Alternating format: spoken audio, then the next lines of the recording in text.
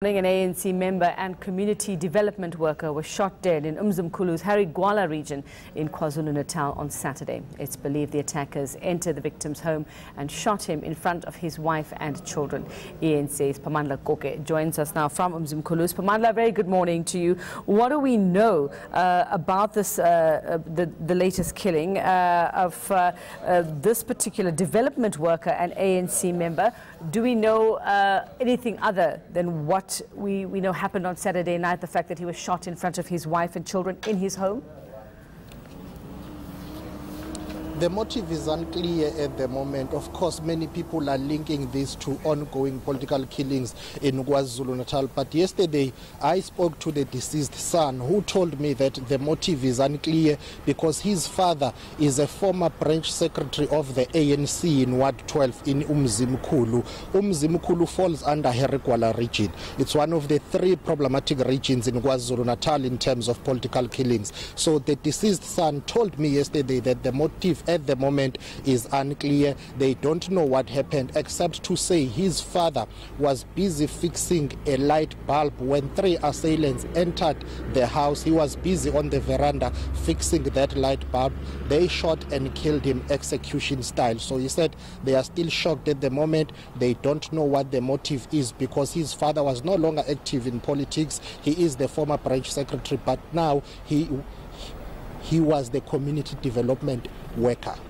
Now, he was 56 years old is what we know, and Kosikona Makakana.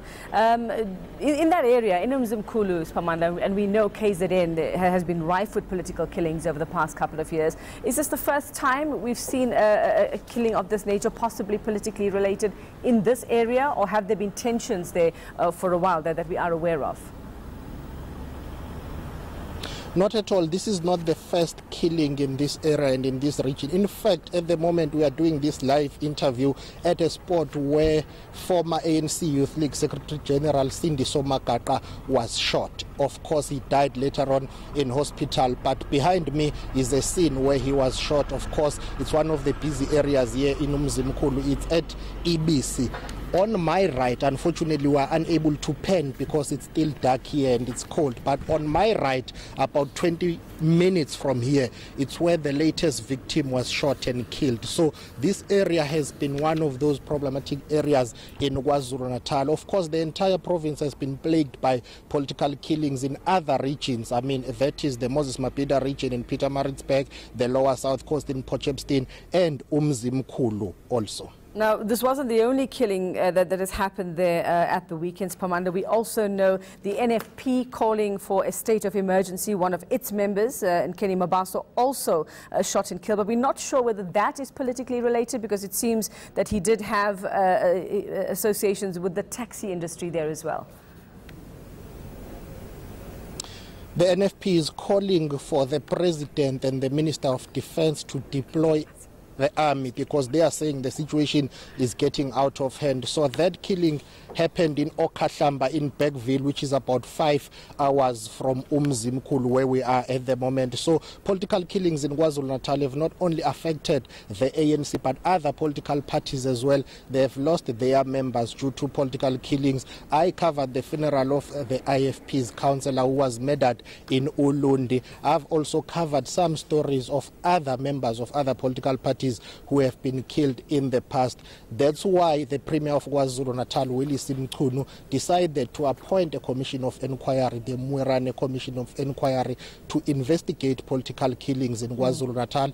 It's done with its work. It's due to table the report to the Premier. But also President Ramaphosa did raise some concern that KwaZulu-Natal is becoming the political killing fields of South Africa. He said they will not allow that to continue. He formed an interministerial task team which comprises of defense, state security, police, as well as the Department of Justice to look into political killings. And that team was supposed to give him a detailed report by last week Friday.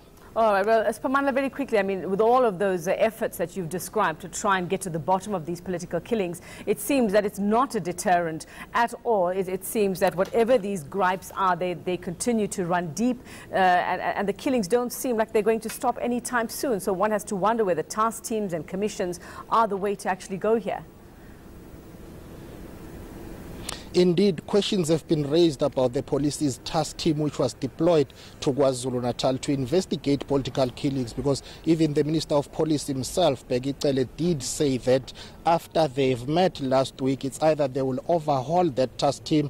As a result, also the president, when he visited one family where a member of the ANC was killed, uMzimkhulu, in the Moses Mabhida region, the president did say that they are concerned about the fact that that police's task team has been unable to make a breakthrough.